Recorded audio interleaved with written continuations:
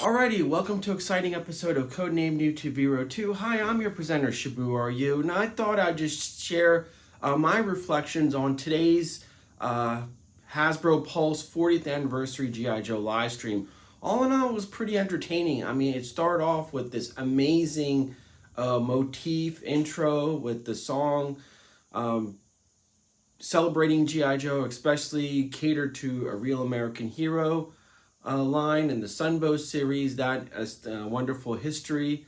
I think it was really well done, as in the sense that, you know, I went in with I always have this thing with this corporate I don't know, looking down on how, you know, the official sites and stuff like that. I'm more of a fan based person. I enjoy, you know, Retro Blasting has said many times, the fans do the best work.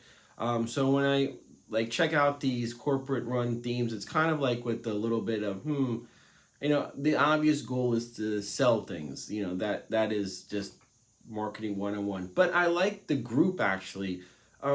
What I've noticed that's different between GIJoe and the other Hasbro divisions like Star Wars and Transformers is that the GIJoe group is more down to earth and transparent, where the Star Wars is just like, you know, more like, maybe it's because it is GIJoe and the fact that they own it, they could, you know, they're okay with stumbling and making falls during this process. They learn from it. You know, the one girl who's the host of it just flat out admitted that until she got hired, she had no idea what GIJoe was. She wasn't a big fan. And that honesty is actually really good. So we got the news of Zarana coming, and that's great. I think, you know, again, so far this line has been introducing a lot of female characters. We already got Scarlet, Baroness, Lady J, and now Zarana. So that is good. So that's basically the vintage era almost done. All I think we're missing is Jinx and probably version 2 of Scarlet. But other than that, I think that's a great figure to unveil, and I'm excited to get that. And I'm sure you're seeing pictures of it during the course of the day.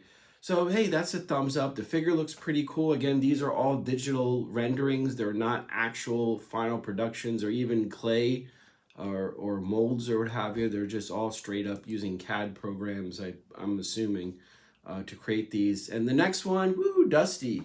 So we know that Dusty is very close to Mr. Ron Rudat, you know, so that is something that I'm hopefully somewhere Mr. Rudat is happy to see a classified versions of Dusty. So again, I like this. I like how, you know, you'll see with Stalker and with Dusty, they're kind of sticking with the, you know, boots on the ground, nothing crazy 90s look. They're staying with the original stuff as close as possible, improving on the accessories, weapons, no more Nerf guns, so to speak, like especially with Beachhead. I mean, Beachhead's was full of Nerf guns. And then they segued into, we're talking to Tom Waltz, who maybe you guys don't know, but he's the publisher on IDW Comics. His name appears on every issue. He mentions the great IDW Team, which I have raved about in the past. And I like how he mentioned LARRY HAMA. And this is something that I think it's been missing during all of this Hasbro GIJoe stuff, is the acknowledgement of Mr. LARRY HAMA and incorporating. I know with the news about the license being taken away from IDW, that is going to suck. I mean, right now GIJoe has been great, and I really been enjoying covering it. So many wonderful storylines. They talk about the new comics. Let me see, I have one here. So again, we're going to recap this soon. So this is issue cover number 2, so it may look different from what you've saw in the live cast, but I try to collect all the covers when I do the GIJoe things. But this has been a wonderful treat. Again, it's just basically, it feels like a Sunbow episode. It really does. And I said it when I noticed the artist, Shoning, he did GIJoe issue number 286, and when I recapped that, I was like, man, this looks like a a Sunbow episode. Lo and behold, he is the artist heading this title run, and boy, it feels like a Sunbow episode. So that has been a great new addition. Again, if you haven't, go back and read the Paul Allure series. That was the biggest shocker in my life. The first three issues, kind of were duds, but it was building to something. It's one of the best surprises in 2019, 2020 was that Paul Allure GIJoe series. Very different, but at the same time, there were elements that kept even old school fans interested, especially issue number 7, which dealt with PTSD. Really touched home. So aside from the Larry Hama titles, these side GIJoe titles, you know, sadly, the Rob Liefeld was a big, you know, it was a shit fest. It was terrible. And that was probably one of my popular videos because how painful it was to recap them. So if you haven't, check out those recaps on the channel. But again, this is a great way to bring in people into GIJoe. It's been something that's been, from what my sources told me, since 2019, 2018, when that GIJoe yearbook came out. They had one of the stories in the back, kind of the continuation of GIJoe the movie. And it was because of COVID and everything, it just basically sat. I guess they picked up and decided to pick up. And I'm sorry if you hear noises. My wife's cooking in the other room. But, you know, this is real and I don't really care about being all professional. Anyway, so the next thing is the announcement of the 40th anniversary of Silent Interlude. Wow, and I've seen the art for this. Larry Hama has showcased the art for this cover. This is going to be big. It's kind of like, again, if you watch my recap of the Rob Liefeld comic series, he basically did the same thing. He delegated pages out to various different artists. So they're basically going to retell the Silent Interlude again, but they're going to have different artists working on each different panels, which is going to be interesting. Even now, like when you look at that crazy Rob Liefeld series, you know, you see Kevin Eastman working on a panel. You see Neil Adams working on a page, you know, like such legendary people. So it's going to be interesting to see what talent, and I'm sure, I mean, if I was an artist, like if I had that skills, I would be like, pick me, give me anything. So it's going to be amazing to see who's worked on this historic anniversary of probably one of the top 10 most impactful comics in quote-unquote modern era, even though it occurred in 1980, you know, early in the 80s. So, but again, a lot of modern comic people have been going after GIJoe issue 1, 21, even if they're not GIJoe fans. So this is another way, you know, without breaking the bank. This is probably going to shoot up in value at $8. This is a big, you know, it's a pretty big expensive purchase for a comic, but still it's going to be worth it in every sense. And it's the fact to have Larry Hama's new take on the cover, especially in the twilight of his career. This is going to be a treasured item. So I'm looking forward to adding that to my collection. The next unveil is the iconic Crimson Guard. Yeah, no, hopefully this one doesn't have the silver paint problem that the original had. I mean, here's mine. Thank God so it's like basically do not touch any part of the chest. But let me show you my other example.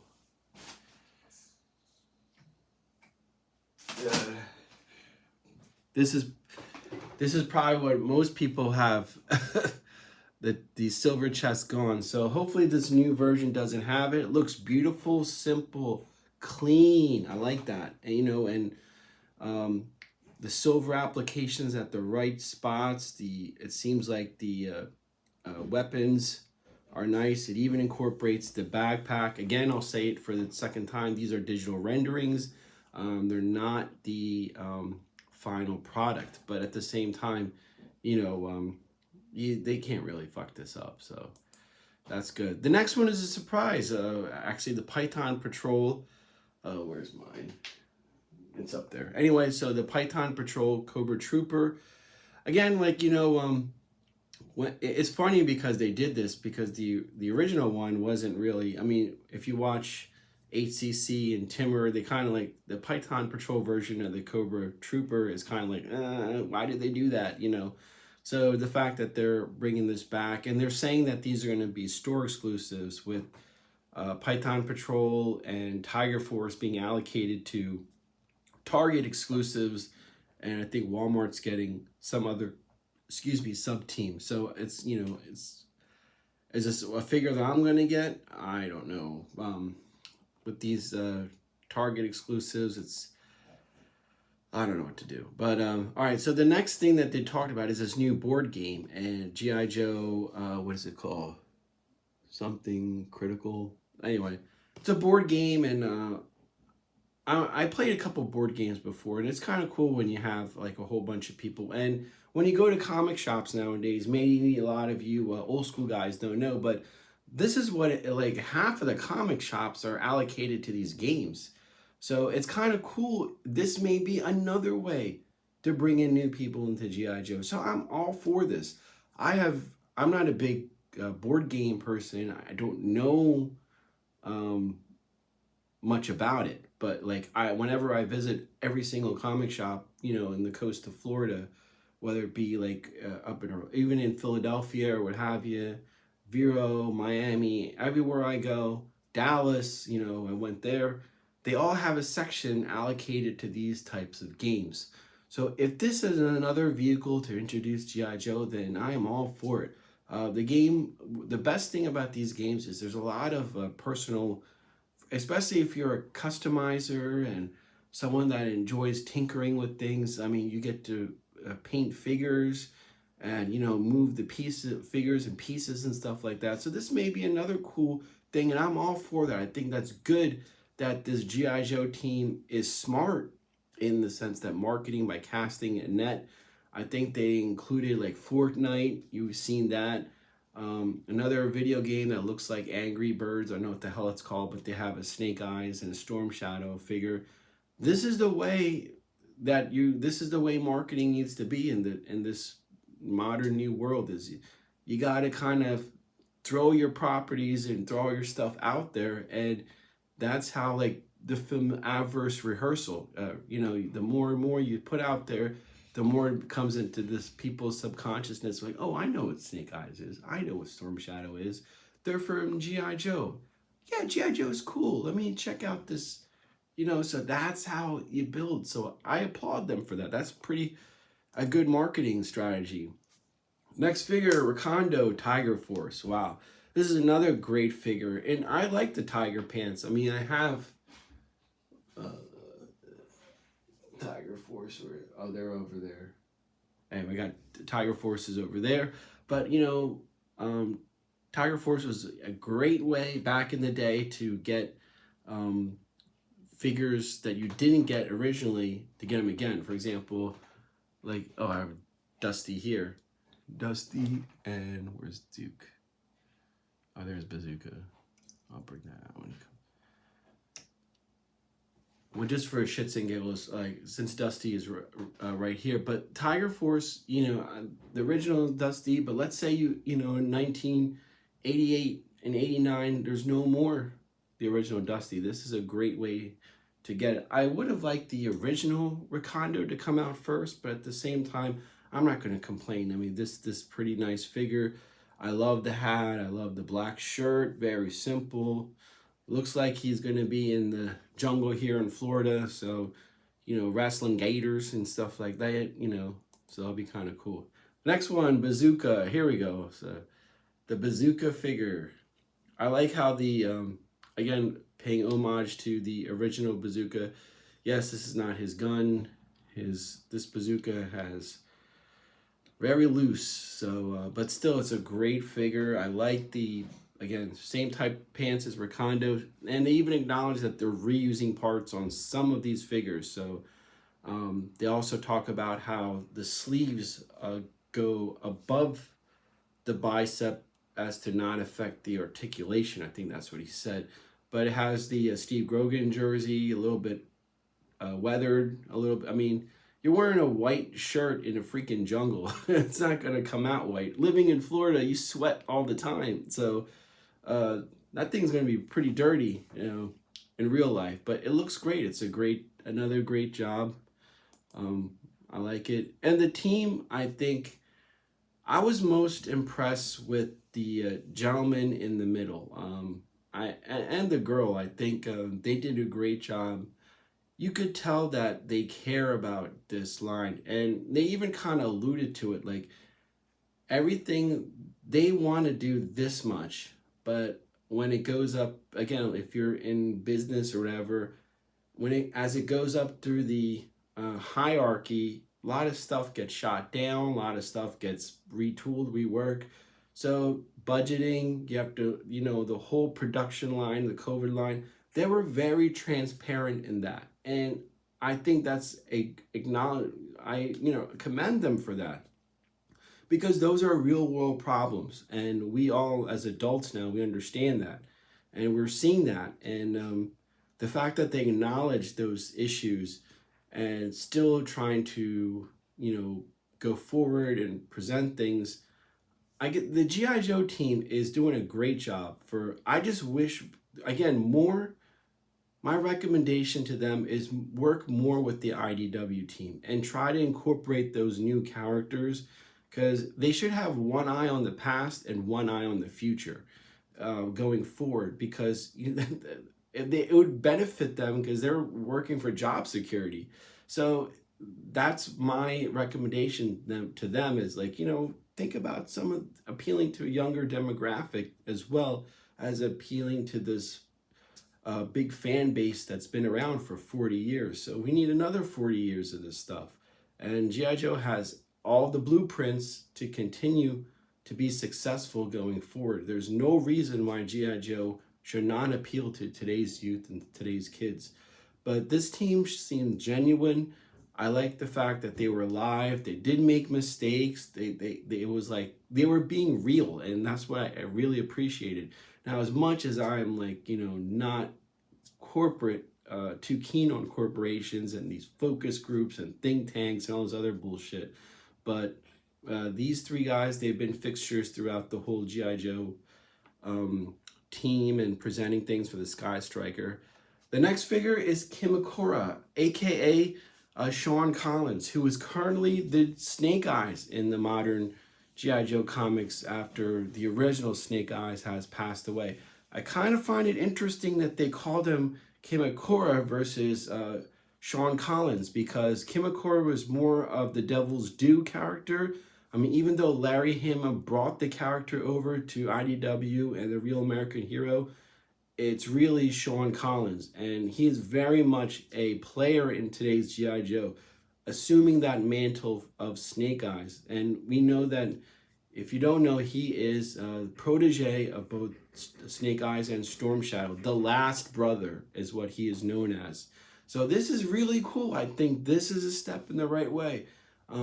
I know him more as Sean Collins versus Kimakura, because those Devil Dues, I mean, they were all over the place. They were interesting reads, but they're not canon. So I think that the fact that they brought this character in is a step in the right direction. So Kimakura, very good.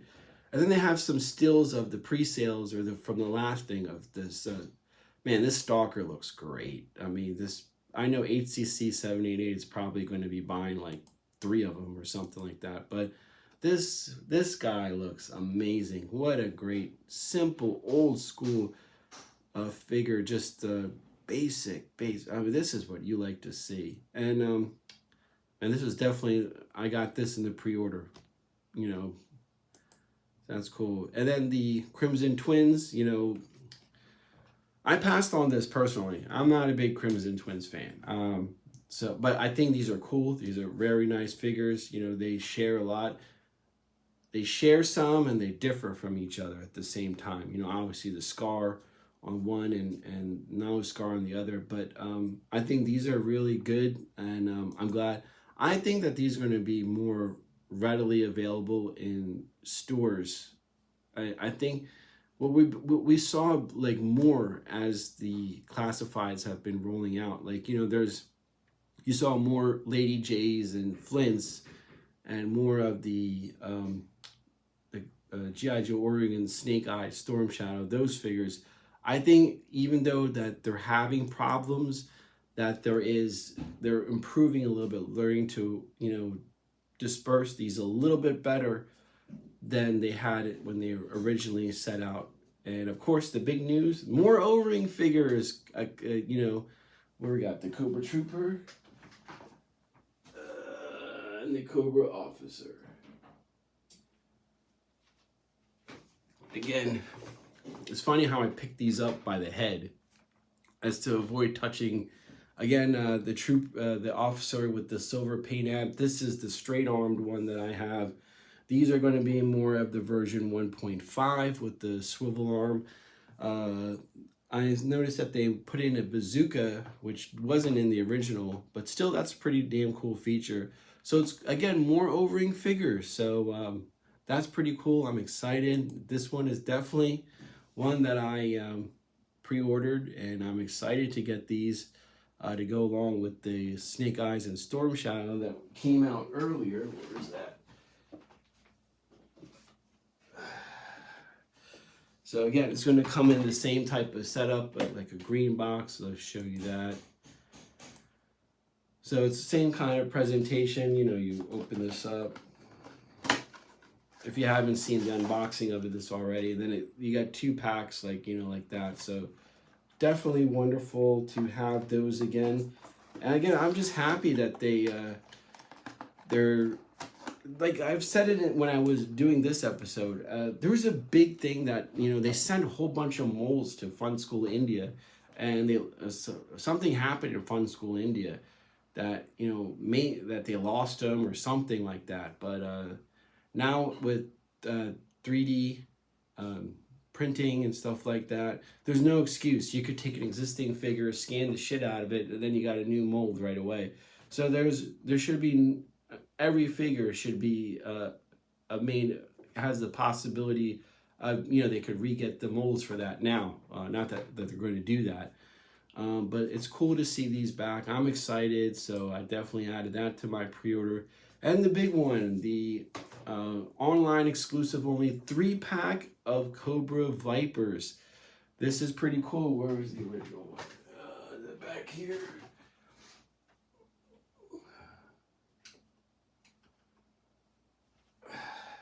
Cobra Vipers, here we go. So the Cobra Vipers 3-pack. Now, here's the thing with the Vipers I said during that episode, and probably a lot of you that own them already figured out. Now, the big thing about these Vipers is these goggles. So make sure you put a little tack back there, because these things are easy to lose. But this 3-pack is probably it's online only, and I think it's a great addition for people that like troops having a leader amongst the Vipers. So that is pretty cool as well. And I like that they put the blast effects, something that they've been doing with Transformers. We haven't gotten anything in G.I. Joe, but Transformers guys know that this has been a staple with especially with the New Kingdom and the modern Transformers. They've been including blast effects. And they also talked about switching to no plastic. Now it's just going to be a paper box, pretty much covering everything, but with just the artwork. So they kind of focus it on the art is cool. And now the big one, woo! Megatron and the Baroness. And not just the Baroness, an O-ring Baroness. I lost my shit when I saw this. And the first thing I thought of is Timur from Half the Battle. He's probably going to lose his shit when he knows about this. A transforming Hiss tank. So you get a Hiss tank.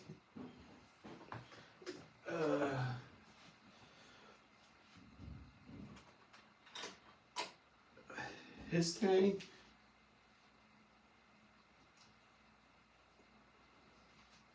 So we got a Hiss tank and the... Be careful with the Baroness and the O-ring Baroness together. So again, and it transforms into Megatron. Not exactly a reprint of the G.I. Joe issue 141 to 143 of kicking off Generation 2 and Megatron, but close enough, man. This is pretty cool, and I'm glad that, you know, they're finally doing this, and it's a wonderful packaging. A little bit pricey, but at the same time, oh, so worth it. It was definitely one that I could not say no. So keep an eye on those, and I think it's already sold out, so that's amazing. So anyway, that's my feedback from today's live stream. They also mentioned, oh yeah, those classifieds that are going to be in the retro backpack packaging. They're going to hit, I think, Walmart stores. That's going to be, I'm interested in getting another Baroness, definitely. And I think Gung Ho's updated a little bit from the original one. He's completely bald. He doesn't look like Chuck Liddell so much. So that's another one that I'm probably looking at as well. Anyway, so that's my recap of today's live stream. This is Shabu Are You. We'll see you next time. Bye-bye.